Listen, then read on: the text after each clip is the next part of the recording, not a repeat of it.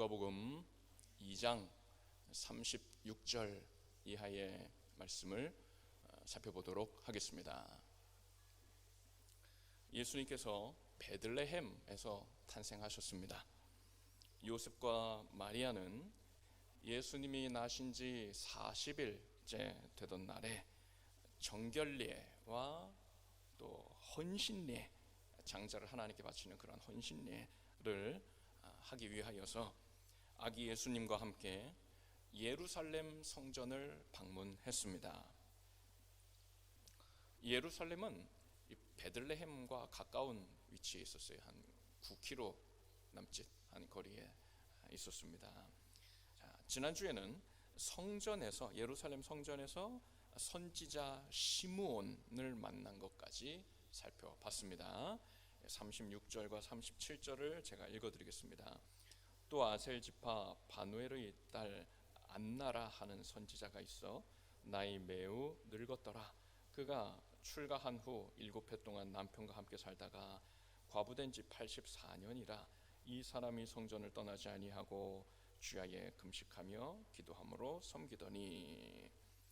예루살렘 성전에는 아셀 지파 사람 바누엘의 딸인 안나가 있었습니다.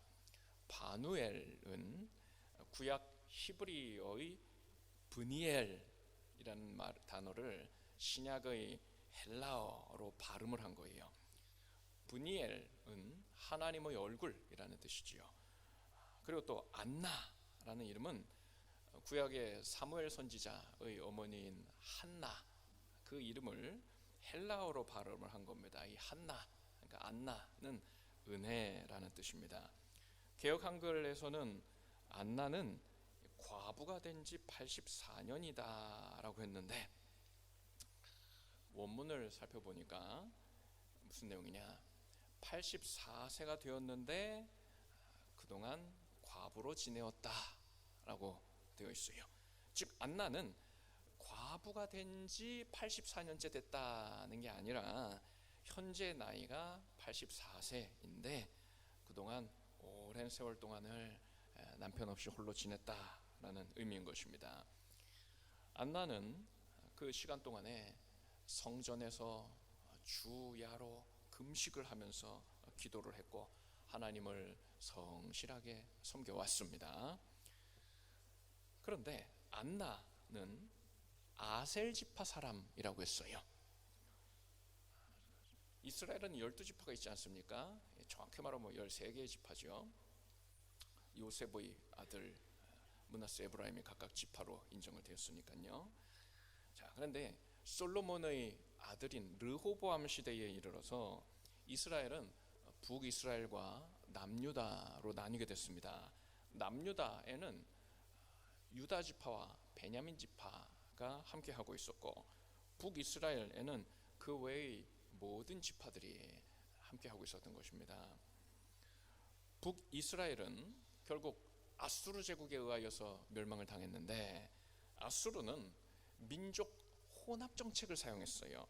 그래서 이 북이스라엘에 있던 이스라엘 백성들은 이민족과 이방인과 뒤섞이게 되어서 혈통의 순수성을 잃게 됐고, 그 혈통만 잃었어도 뭐 괜찮은데 신앙의 순수성까지 잃게 되었습니다. 그래서 이들은 더 이상 이스라엘 자손 선민이 아니게 된 것입니다. 남유다는 어땠습니까? 남유다는 바벨론에 의하여서 멸망당했는데, 바벨론은 아수르와는 다르게 민족성을 말살시키는 그런 정책은 사용하지 않았습니다. 그래서 유다의 백성들은, 그러니까 유다 지파랑 베냐민 지파가 주축이 되어 있는 거죠. 이 유다 백성들은 바벨론의 포로로 끌려갔다가 70년 만에 다시 돌아오게 됐는데도 불구하고 민족성을 잘 보존하고 있었어요. 선민의 지위를 유지하고 있었던 겁니다. 바벨론이 이렇게 민족성을 해치지 않았기 때문에 유다 지파, 베냐민 지파가 잘 보존이 됐던 거죠. 그러면 그 외의 지파들, 그러니까 북이스라엘에 포함되어 있었던 그 의외의 지파들은 북이스라엘의 민족성이 상실됐으니까 다 소멸된 겁니까? 맞아요. 소멸된 게 맞습니다. 더 이상 선민이 아닌 자들이 됐어요. 그런데 오늘 본문에 아셀 지파가 등장하는 걸 보니까 다 소멸된 건 아니다 라는 걸 알 수 있는 겁니다. 이게 어떻게 된 겁니까? 북이스라엘 백성들 중에서 북이스라엘을 버리고 남유다로 내려왔던 자들, 그들은 민족성을 보존할 수 있었던 것입니다. 선민의 지위를 유지할 수 있었던 거예요. 그 대표적인 예로, 가장 대표적인 예로 레위 지파를 들 수 있습니다. 레위 지파는 원래 북이스라엘에 속해 있었는데 북이스라엘의 여로보암 왕이 베델과 단에다가 금송아지를 만들고 백성들한테 그걸 숭배하게 했어요. 그래서 레위인들은 이건 아니다 판단하고 여로보암을 미워해서 남유다로 대대적으로 이주를 했습니다. 그런데 여러분, 이건 대단한 결정이에요. 당시에 북이스라엘은 남유다에 비해서 인구수와 군사력이 2배 이상이었습니다. 그래서 만약에 북이스라엘과 남유다가 전쟁을 하면 남유다가 압도적으로 불리한 게 뻔한 거예요. 이런 남유다에 속해 있으면 전쟁이 나면 패해서 레위인들도 함께 죽임을 당하게 될 겁니다. 그렇지만 레위인들은 그런 것에는 신경 쓰질 않았어요. 그들은 눈에 보이는 그러한 조건들은 보질 않고 중요하게 여기질 않고 오직 뭘 봤느냐, 북이스라엘의 여로보암 왕과 남유다의 르호보암 왕 중에서 누가 하나님께 속한 자이냐, 그리고 누가 마귀에게 속한 자이냐, 이것을 판단을 했던 것입니다. 레위인들은 그러한 판단을 정확하게 내렸고 판단한 대로 실행에 옮긴 겁니다. 그래서 이들은 선민으로서의 지위를 유지할 수 있었던 겁니다. 그 외에도 히스기야 시대에 또 요시야 때에도 이런 일들이 있었던 거예요. 아셀 지파의 일부의 사람들이 그런 판단을 하고 내려왔던 겁니다. 성경에서 영적인 판단을 정확하게 내린 대표적인 이들로서 고라의 자손들을 들 수 있습니다. 이스라엘이 광야 생활을 할 때에 고라와 다단과 아비람이 하나님과 모세에게 반역을 했습니다. 그래서 하나님께서는 고라와 다단과 아비람을 따르던 자들은 고라와 다단과 아비람에게서 속히 떠나라 이렇게 명령하셨어요. 그랬더니 어떻게 됐습니까? 성경을 보니까 땅이 그 입을 열어서 그 무리와 고라를 삼킴에 그들이 죽었고, 당시에 불이 250명을 삼켜 징계가 되게 하였으나 그러나 고라의 아들들은 죽지 아니하였더라 했습니다. 하나님께서 고라와 다단과 아비람의 곁에서 신속히 떠나라 명령하시니까 어떻게 됐느냐, 고라에게 속한 자들, 고라의 자식들과 그들의 자손들, 그들은 고라의 곁을 재빨리 떠났던 거예요. 반면에 다단과 아비람은 민수기 말씀을 보면은 그들에게 속한 자녀들은 그 아비의 곁을 떠나질 않았어요. 그래서 어떻게 됐느냐, 땅이 갈라져서 그들을 집어삼켰는데 그때 그들을 따르던 자들이 다 함께 집어삼켜져서 같이 망하게 되었습니다. 여러분, 고라의 자손들은 왜 고라의 곁을 떠난 겁니까? 다단의 자손들, 아비람의 자손들에 비해서 그들은 고라를 사랑하는 마음이 적었던 것입니까? 그렇지 않을 겁니다. 고라는 이스라엘의 장로예요. 그래서 신앙의 지도자라는 말입니다. 그래서 고라의 자녀들과 자손들은 고라를 크게 사랑하고 또 존경하면서 자랑스럽게 여기고 있었을 거예요. 그렇지만 이들이 볼 때에 지금 고라가 하나님을 따르고 있는 게 아니라 마귀를 따르고 있는 게 너무나 분명하거든요. 그래서 이들은 고라를 아버지로서, 할아버지로서는 크게 사랑하고 존경하고 있었음에도 불구하고 고라의 곁을 떠났던 겁니다. 그래서 이들은 재앙을 면할 수 있었던 거예요.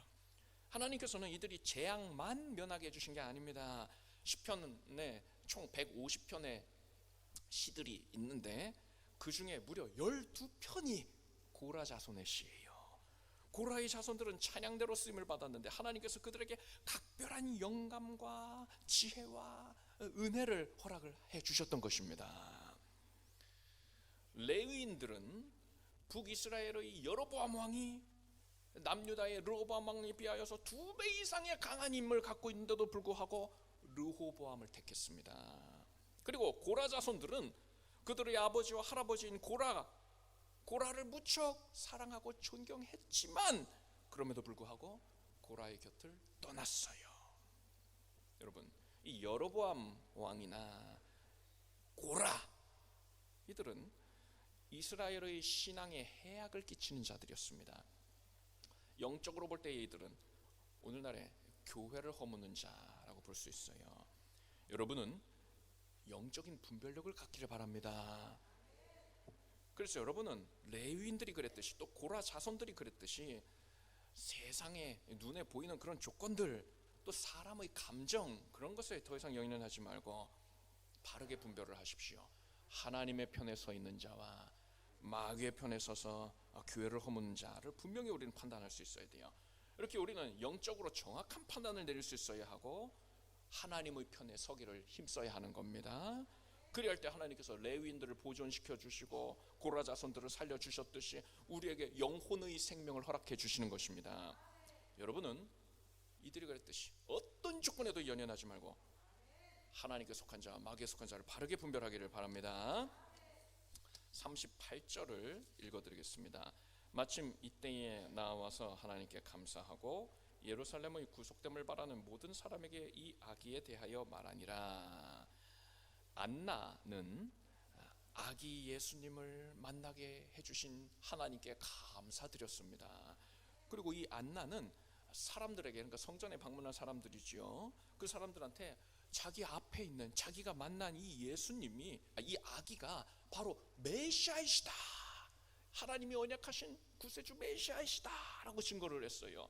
그래서 이 말을 들은 사람들은 메시아를 만나는 영광을 누릴 수 있었던 겁니다. 그런데 안나가 이러한 말을 누구에게 했다고 했습니까? 예루살렘의 구속됨을 바라는 모든 사람에게 했다고 했어요. 예루살렘의 구속을 바란다, 구속은 이제 구원을 의미하는 거죠. 그것은 이스라엘이 구원되기를 바란다는 의미입니다. 그리고 이 말은 메시아께서 오셔서 로마의 통치 하에서 고통을 당하고 있는 이스라엘을 구원해 주시기를 바라는 자인 거예요. 즉 예루살렘의 구속을 바라는 자는 메시아의 오심을 사모하는 자인 겁니다.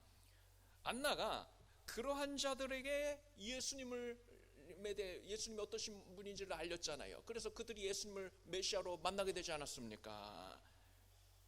여러분, 여기서 우리는 뭘 알 수 있습니까? 오직 메시아의 오심을 사모하는 자들만이 예수님을 만날 수 있다는 겁니다. 오늘날 신약시대에는 예수님의 재림을 사모하는 자만이 예수님을 만날 수 있는 거예요. 예수님 당시에 로마의 통치하에서 호의호식을 누리고 있던 자들, 그들은 이스라엘의 구원을 사모하지 않았어요. 그들은 현재 상태가, 그러니까 로마가 통치하는 그러한 현재 상태가 계속 유지되기를 바랬습니다. 대표적으로 헤롯 대왕을 들 수 있지요.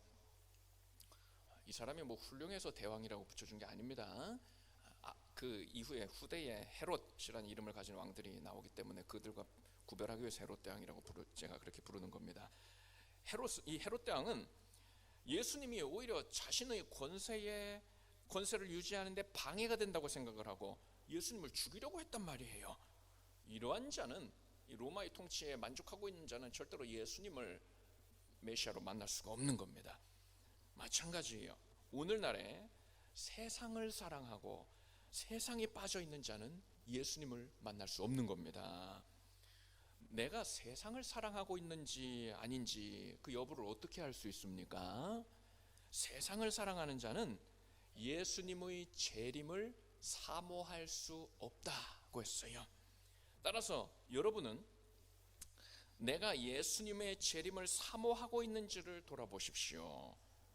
오늘 여러분 이미 기도를 하셨을 터인데, 예수님 빨리 와주십시오, 빨리 재림해 주세요, 이러한 기도를 얼마나 했습니까? 또 얼마나 간절하게 기도를 했습니까? 혹시라도 나는 재림에는 관심이 없고 그저 당면에 있는 문제들만 해결해 달라고 그렇게 기도하고 있었던 것은 아닙니까? 여러분, 사람의 인생의 성패는 그가 예수님과 얼마나 친밀하게 교제하였는가에 달려 있습니다. 그런데 예수님과 교제하려면 예수님을 만나야 되지 않겠습니까? 예수님과 매일매일 교제하려면 예수님을 매일매일 만나야 되는 거예요. 어떤 사람이 예수님을 만날 수 있다고 했습니까? 예수님의 재림을 사모하는 자인 겁니다. 성경은 우리가 예수님의 신부이고 예수님은 우리의 신랑이시라고 했습니다. 정결한 신부는 신랑이 오실 것을 간절하게 사모하며 기다리는 자입니다. 여러분은 그러한 신부의 마음으로 예수님의 오심을 간절하게 고대하길 바랍니다. 그래서 여러분은 날마다 매 순간마다 예수님을 만나고 예수님과 깊이 교제하게 되길 바랍니다. 39절을 읽어드리겠습니다. 주의 율법을 조차 모든 일을 필하고 갈릴리로 돌아가 본 동네 나사렛에 이르니라. 방금 읽은 이 본문의 내용만 보면 요셉과 마리아가 예수님이 나신 지 40일째 되는 날에 예루살렘에 와서 정결례와 헌신례를 한 후에 이런 일들을 마친 후에 곧바로 나사렛으로 간 것 같아요. 그렇지만 사실은 그렇지가 않습니다. 요셉과 마리아는 예루살렘에서 용모를 마친 후에 다시 베들레헴으로 돌아왔어요. 이때는 베들레헴의 마구간이 아니라 제대로 된 집에 묵었지요. 그리고 여기서 무슨 일이 있느냐? 동방박사들이 예수님 계신 그 집에 찾아와서 경배를 했습니다. 학자들은 이 시기가 예수님이 나신 지 적어도 6개월 이상은 지난 시점이다, 그렇게 보고 있습니다. 그리고 헤롯 대왕이 이 베들레헴 지역에서 난 사내 아이, 2살 아래의 사내 아이를 죽이라 하지 않습니까? 그런 일들이 앞으로 있을 것이기 때문에 하나님께서 요셉에게 꿈에 지시하셨어요. 애굽으로 도피해라, 이렇게 말씀하십니다. 그래서 애굽에 가서 또 시간을 보내다가 그런 후에 요셉과 마리아는 아기 예수님과 함께 이제 이스라엘로 돌아오는데 어디로 돌아왔느냐? 자신들의 본래의 고향이었던 친척들이 함께 살고 있는 그 나사렛으로 돌아왔던 겁니다. 누가는 이러한 일련의 많은 일들을 대폭 생략을 하고 그러고서는 기록을 했던 것이지요. 자, 여기서 우리가 생각해 볼 게 있습니다. 요셉과 마리아는 왜 처음부터 고향 나사렛으로 돌아가지 않고 베들레헴에서 한 6개월 이상의 시간을 머물렀던 것입니까? 예수님이 나신 지 40일째에 예루살렘에 가서 정결례를 헌신례를 해야 하니까 40일이 될 때까지 예루살렘과 가까이에 있는 이 베들레헴에 머물렀던 건 우리가 쉽게 이해할 수 있어요. 먼 길을 아기 예수님과 함께 여행하긴 힘들 테니까요. 그런데 그 40일 정결례 한 다음에는 왜 굳이 베들레헴에 있었던 겁니까? 호적 등록 마쳤으면 원래 살던 나사렛으로 돌아가는 게 일반적이지 않겠습니까? 이것에 대한 답부터 미리 말씀을 드리자면, 하나님께서 예수님이 이곳 베들레헴에서 동방박사들에게 경배 받으시기를 원하셨기 때문인 겁니다. 예수님을 처음으로 경배했던 자들이 누구였어요? 목자들이었잖아요. 그런데 목자들이 예수님을 만났던 것은 영적인 의미는 풍성하다 할지라도 당시에 사회적으로는 파급력이 전혀 없었습니다. 왜냐? 목자들은 사회적으로 천대를 받고 있는 자들이었기 때문입니다. 사람들은 목자들이 우리가 메시아를 만났습니다 아무리 전해도 그 말을 대수롭지 않게 여겼던 거예요. 그렇지만 동방박사들은 다르단 말입니다. 여러분, 동방박사들이 예루살렘에 도착을 해서 누구를 찾아왔죠? 다짜고짜 헤롯 대왕을 찾아왔어요. 그런데 만약에 이 동방박사들이 누가 봐도 초라한 흰색이고 볼품이 없는 그러한 모습이었다면 그 문지기가 들여보냈겠습니까? 신하들이 헤롯 대왕에게로 인도했겠어요? 그럴 리가 없죠. 그리고 자기 스스로도 그 나라의 왕을 만날 생각은 아예 하지를 못했을 겁니다. 그런데 이들이 다짜고짜 그냥 헤롯 왕한테 직행하라는 걸 보십시오. 여기서 우리가 뭘 할 수 있습니까? 이 동방박사들은 누가 봐도 이 동방을 대표하는 사절단으로서의 그러한 위엄을 가지고 있었던 거예요. 그래서 헤롯 대왕도 이들을 깍듯하게 맞이했던 겁니다.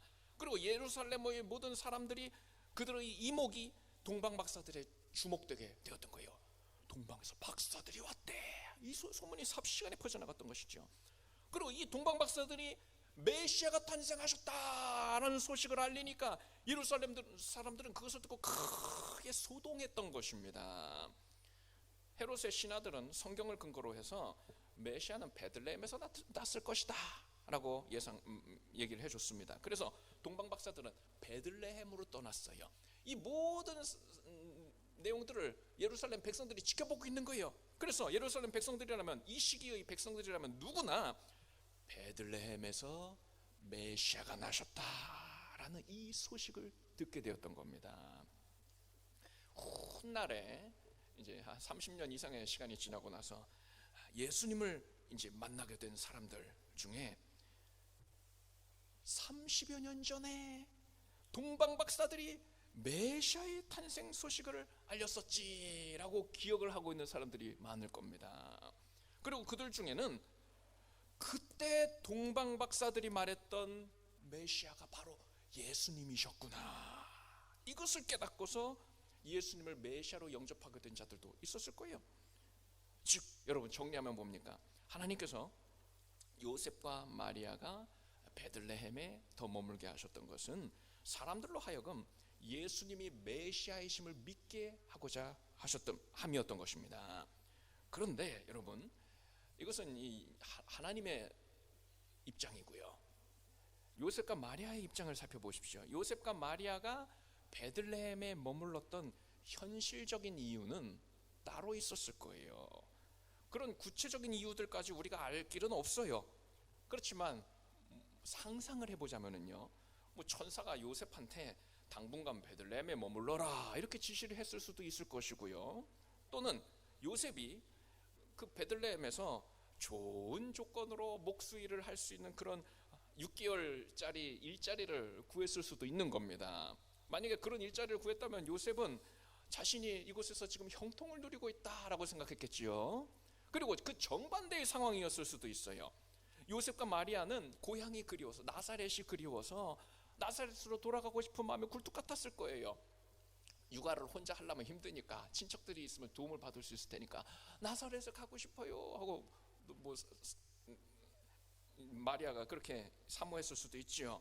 그래서 가고 싶었는데 요셉이 뭐 마리아와 또 아기 예수님을 위하여서 급전이 필요하니까, 돈이 급하게 필요하니까 뭐 어느 악덕 사업주와 불리한 계약을 맺게 되어서 요셉이 자기 의지와는 상관없이 베들레헴에 여러 달 동안 머물러야만 했었을 수도 있단 말입니다. 만약에 요셉이 이런 일을 겪었다면요, 요셉은 자신이 그곳에서 고난을 겪고 있다라고 생각을 했겠지요.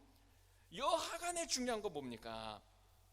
구체적으로 어떤 일이 있었는지는 모르지만 하나님께서는 요셉과 마리아가 베들레헴에 머물도록 섭리하셨다는 거지요. 하나님은 요셉과 마리아의 삶에 깊이 개입하셔서 역사하셨고, 그래서 요셉이 형통하게도 하셨고 또 요셉이 고난을 겪게도 하셨는데 결국에는 그래서 베들레헴에 머물게 하셨단 말이에요.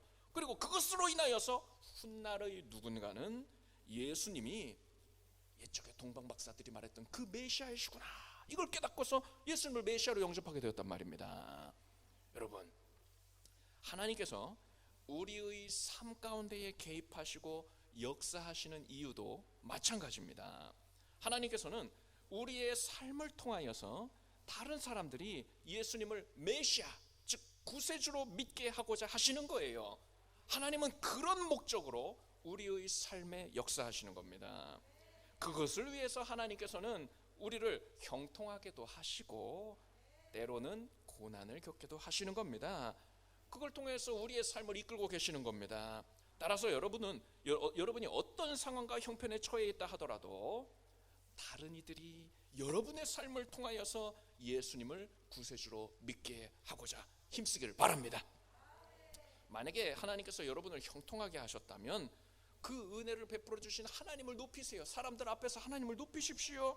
또 만약에 고난을 겪게 되었다면 그 고난을 통하여서 나의 신앙이 정금과 같이 되어진 것을 감사하고, 예수님께서 내가 겪고 있는 이 문제가 변하여 복이 되게 해주실 것을 증거하십시오. 그것을 그 사람들한테 증거하세요. 그래서 믿음을 보이십시오.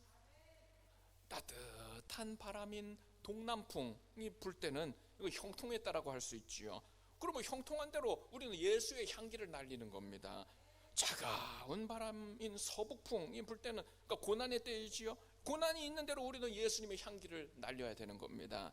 여러분은 어떤 상황에서건 형통할 때면은 동남풍아 불어라, 고난의 때면은 서북풍아 불어라, 나는 어떤 바람이 불든 간에 나 가시밭에 백합화는 예수 향기를 날리겠다, 이렇게 고백하게 되길 바랍니다.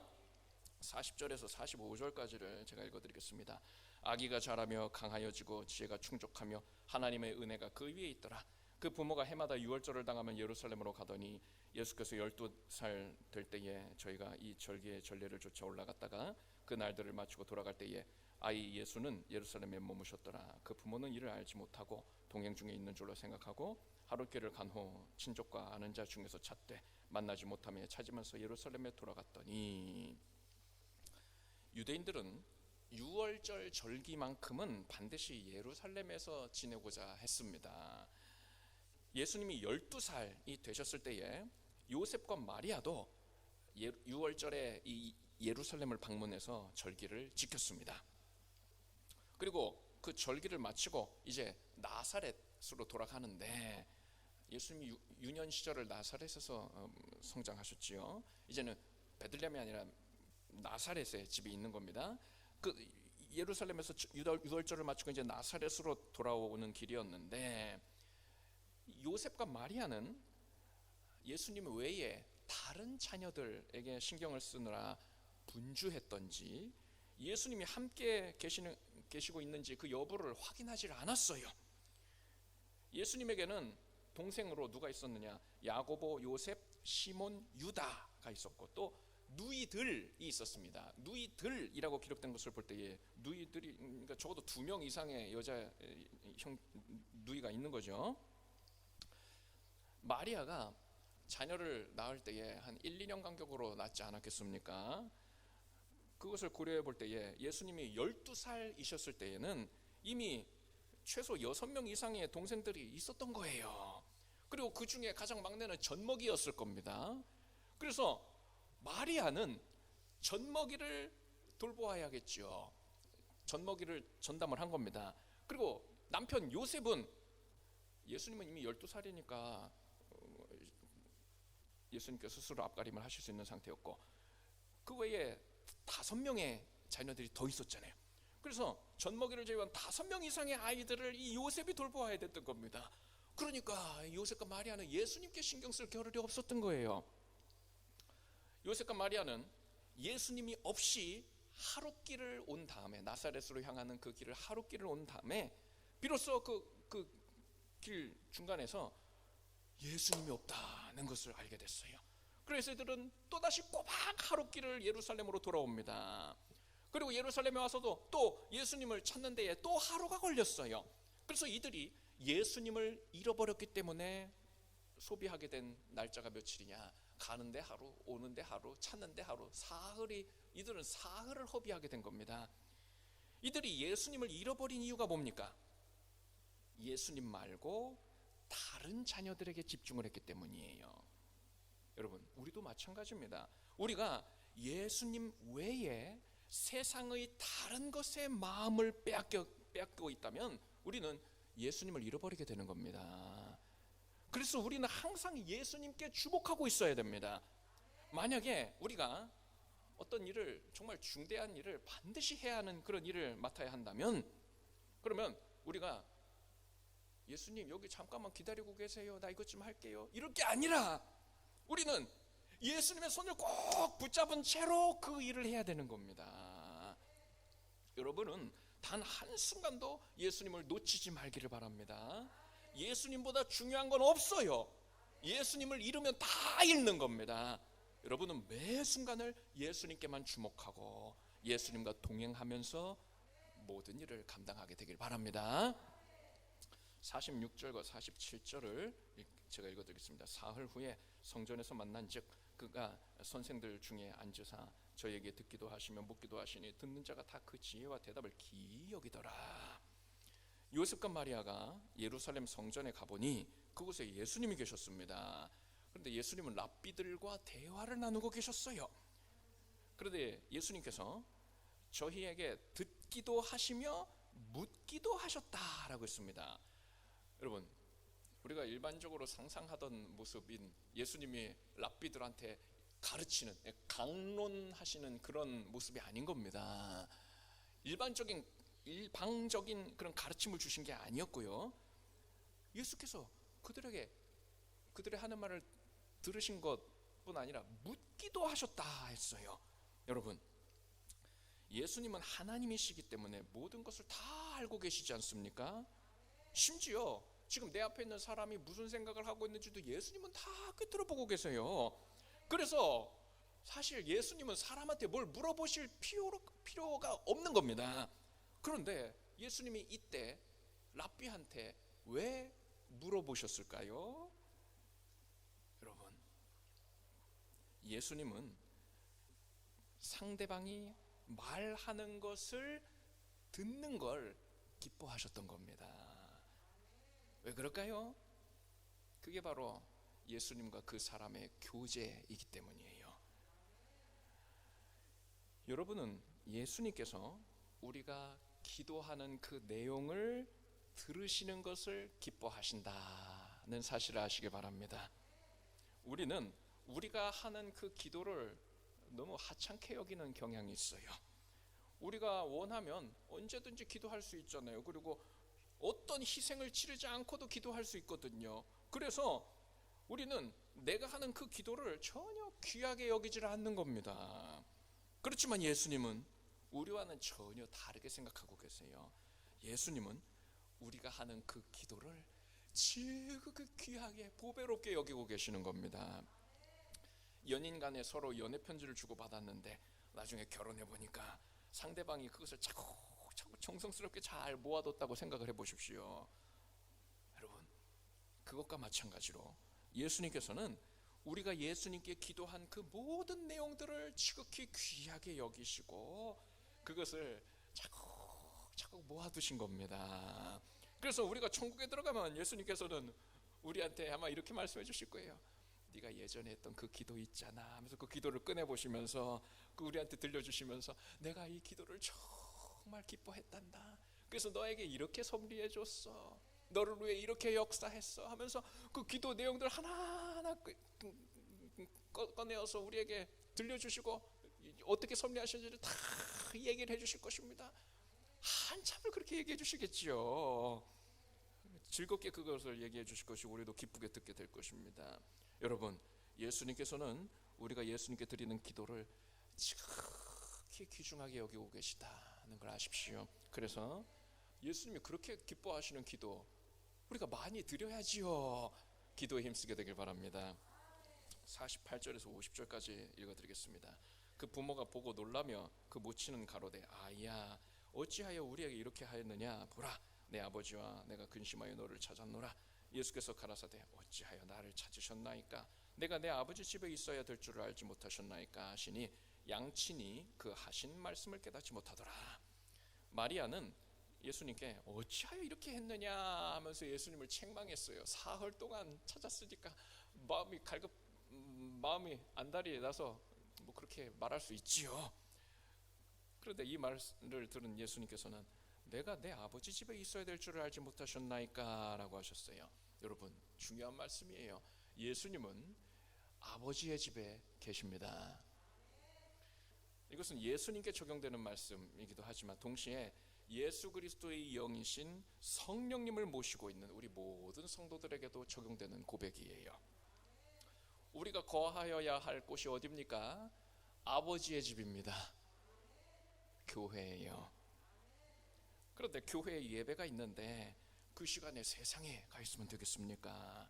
이런저런 이유들로 또 코로나를 핑계로 교회 예배에 참석하는 것을 등한히 여기면 되겠습니까? 코로나로 인해서 최근에 어떻게들 많이 생각하시느냐? 집에서 예배해도 아무런 문제될 것 없어, 난 이게 더 좋아, 이렇게 생각하는 성도님들이 많아졌어요. 그런데 여러분, 그런 생각은 마귀가 좋아하는 겁니다. 성령님은 성도에게 아버지의 집에 거하고자 하는 그러한 열망을 주시는 분입니다. 그런데 성도가 아버지의 집에 나오지 않으려고 한다는 건 뭘 의미하는 겁니까? 이미 그의 내면에서 성령님의 영향력이 그만큼 약화되었다는 걸 의미하는 거예요. 그의 내면에서 성령이 소멸되어 가고 있는 겁니다. 세상은 여러분이 교회 나오는 걸 방해할 거예요. 그리고 왜 굳이 교회까지 나가서 예배하려고 하느냐 하면서 가진 이유를 들어서 비난을 할 겁니다. 그럴 때에 여러분은 다른 이유를 댈 필요가 없어요. 여러분은 뭐라고 하면 됩니까? 내 아버지의 집이니까 나는 아버지의 집에 간다, 이렇게 말하십시오.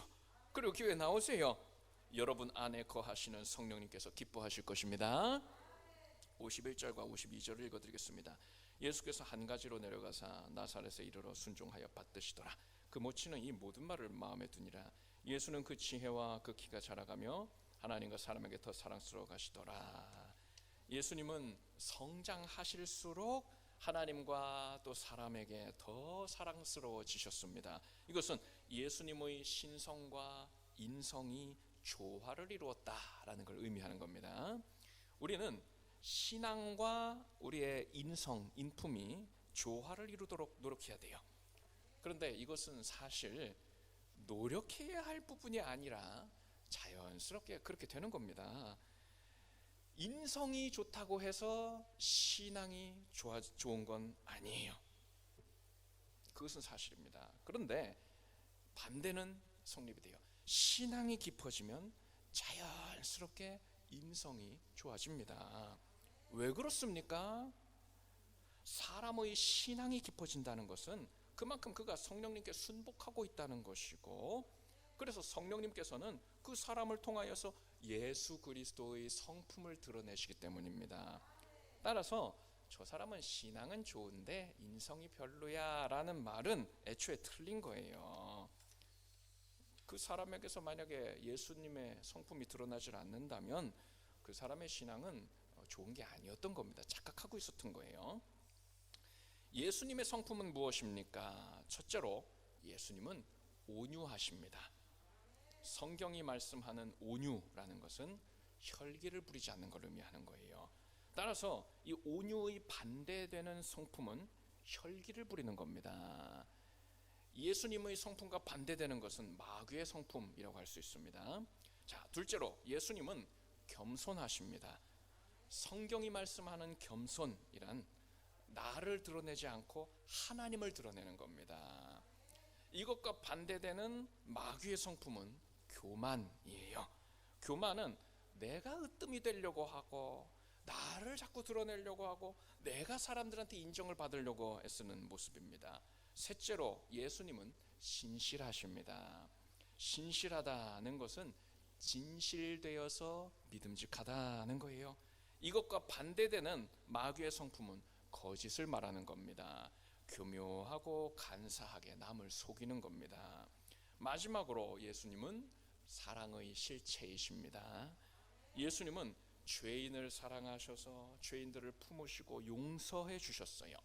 이것과 반대되는 마귀의 성품은 정죄를 일삼는 것입니다. 마귀는 죄의 권세로 사람들을 참소하고 있어요. 자, 여러분, 이제 여러분은 스스로의 성품을 돌아보십시오. 나에게서는 예수님의 성품이 드러나고 있습니까? 아니면 마귀의 성품이 더 많이 드러나고 있습니까? 여러분은 신앙의 성장을 통해서 예수님의 성품을 드러내게 되기를 바랍니다. 온유하고 겸손하고 신실하고 사랑이 충만한 우리가 되길 바랍니다. 기도하겠습니다. 하나님, 누가복음 말씀 통하여서 예수님에 대하여 더 자세히 깨달아가게 해주시니 감사합니다. 예수님 어서 오시옵소서. 예수님을 간절히 사모함으로써 예수님 만나는 자들 되게 해주소서. 고난을 겪을 때에, 형통을 겪을 때 언제든지 예수님만 드러내게 힘쓰게 하소서. 예수님의 이름으로 간절히 기도드립니다. 아멘.